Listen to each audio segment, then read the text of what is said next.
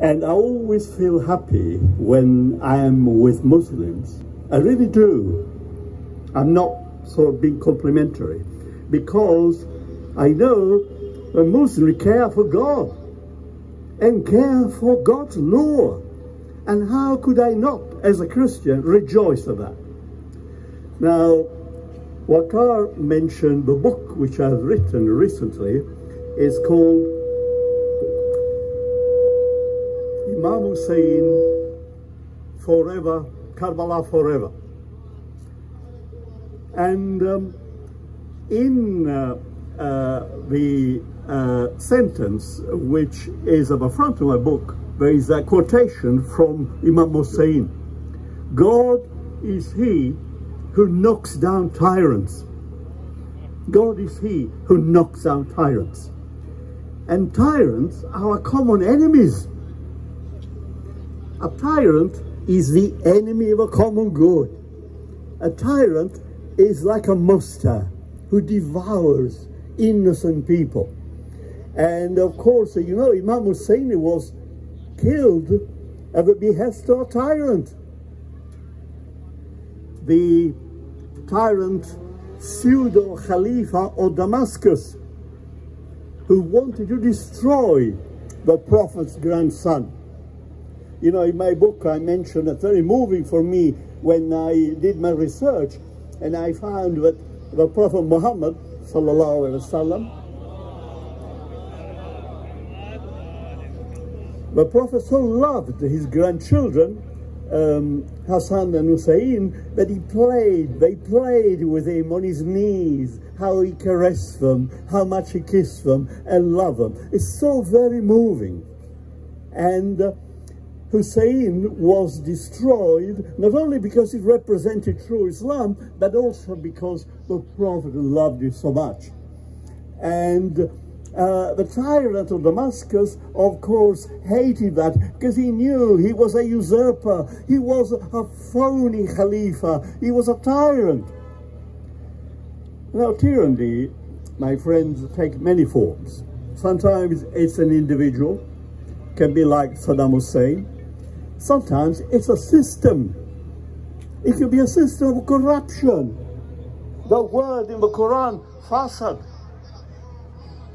A system which is determined on corrupting people, especially young people, as Dr. Masterson will say earlier on. All our young people, not just Muslims, Christians as well, are frightened by a system of corruption, which is materialism, which is hedonism, love of pleasure, which is a perversion of religion. And so, yes, in the Bible, the dreadful tyrant is King Herod, who tried to kill the child Jesus, Isa ibn Maryam, and murdered many other children in trying to kill the child Jesus. And then there is another Herod, someone who actually killed the prophet, Yahya ibn Zakaria, whose head was cut off. And I was once in Cairo, actually, I saw the shrine built to honor Yahya ibn Zakaria. But again, it is a system of corruption. But I want to say also, in my book, I mentioned the importance of women, because the great French poet Lamartine said, behind every great project there is a woman. And Dr. Master mentions Zainab, but I write about Fatima Zahra alayhi salam, the Prophet's beloved daughter, and indeed the lady of the house. She is at the head of Ahlul Bayt. How Fatima, there's a book actually written by the Iranian writer, talks about Fatima as a champion for justice, a champion for the oppressed, the downtrodden, the exploited of the Ummah, which is the same cause which Imam Hussain was defending at Karbala.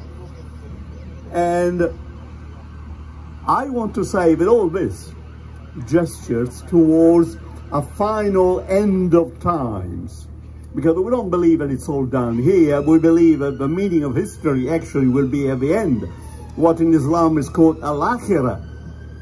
And the day of al-akhirah will be preceded by great struggle, great suffering.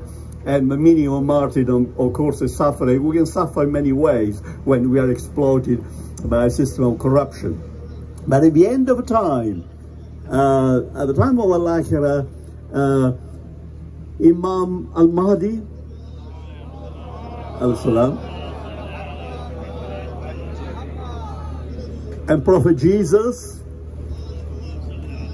will come and fight and destroy Dajjal, the Mossa Dajjal, the Antichrist, an emblem of all the enemies of humanity. But they're also, you know, kind of all sorts of people who work for Dajjal here and now in our world, you know, disguising themselves as faithful people. And we've got to be on our guard. So, my friends, I want to say once again, what a great honor it is to be with you today. I feel really, I cheered up inwardly when I'm with Muslims, and inshallah, I will